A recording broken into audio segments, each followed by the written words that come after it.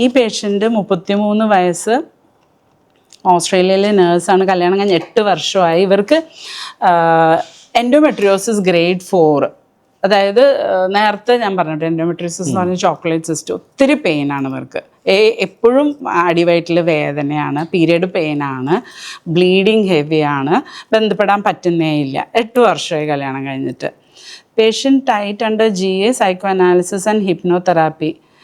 ഇവർക്ക് അനസ്തീഷ്യയിൽ പറഞ്ഞ ടൈറ്റ്നസ് ഉണ്ടായി, അവർക്ക് ഹിപ്നോതെറാപ്പി ചെയ്തു. അത് കഴിഞ്ഞ് ഇത് സൈക്കോ അനാലിസിസിൽ ഇവർ എന്താണെന്ന് കണ്ടുപിടിയും ചെയ്തതിൽ ഇവർക്ക് bad experience from doctor examining.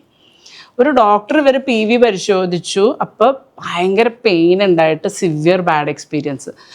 റേപ്പിന് similar experience ഇവരുടെ തലയിൽ കിടക്കുന്നത് ഒരു ഡോക്ടർ പരിശോധിച്ചതാണ്.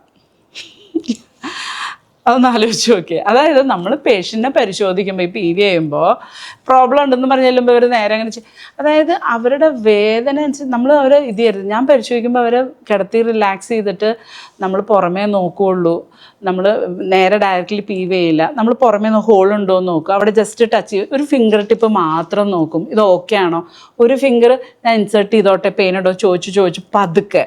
തടസ്സം ഉണ്ടെന്ന് കഴിഞ്ഞാൽ നമ്മൾ ചെയ്യില്ല. 2 ഫിംഗറും 3 ഫിംഗറും ബലമായിട്ട് ചെയ്ത് കഴിഞ്ഞാൽ ഇവർക്ക് ഇത് തലയിൽ ബാഡ് എക്സ്പീരിയൻസ്, ട്രോമയായിട്ട് കിടക്കുന്നത് ഒരു ഡോക്ടർ പരിശോധിച്ചായിരുന്നു.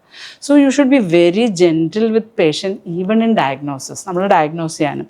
No sexual assault. ഇവർ അനസ്തീഷ്യയിൽ ടെൻഷൻ അടിച്ച് കിടന്നതും ഒരു ഇതെന്നാണ്. വേറൊരു കേസല്ല, എനിക്ക് 2 കേസ് ഉണ്ടായിരുന്നു. ഒരു കേസിൽ ഒരു ഡോക്ടർ സെക്ഷൽ അബ്യൂസ് ചെയ്തത് പരിശോധിക്കാൻ പോയിട്ട്, അതിൻ്റെ ഡീറ്റെയിൽ ഞാൻ പറയില്ല, കാരണം എന്താണെന്ന് വെച്ച് കഴിഞ്ഞാൽ അത് ഒരു പ്രോബ്ലം പേഴ്സണൽ ആവണ്ടെന്ന് വിചാരിച്ചിട്ട് അത് പറയുന്നില്ല. വേറൊരു കേസിൽ ഒരു പെൺകുട്ടി ഒരു സൈക്കോളജിസ്റ്റിൻ്റെ അടുത്ത് പോയിട്ട് സെക്ഷൽ അബ്യൂസ് ഉണ്ടായിട്ടുണ്ട്. അപ്പോൾ അങ്ങനത്തെ കേസുകൾ ഉണ്ടായിട്ടുണ്ട്. പക്ഷേ അതിൻ്റെ ഡീറ്റെയിൽ ഞാൻ പറയുന്നില്ല, ബിക്കോസ് അത് ഇനി അവർക്ക് ഹേർട്ട് ആവണ്ട, ഓൾറെഡി പെയിൻഫുൾ ആയതുകൊണ്ട് പറയുന്നില്ല.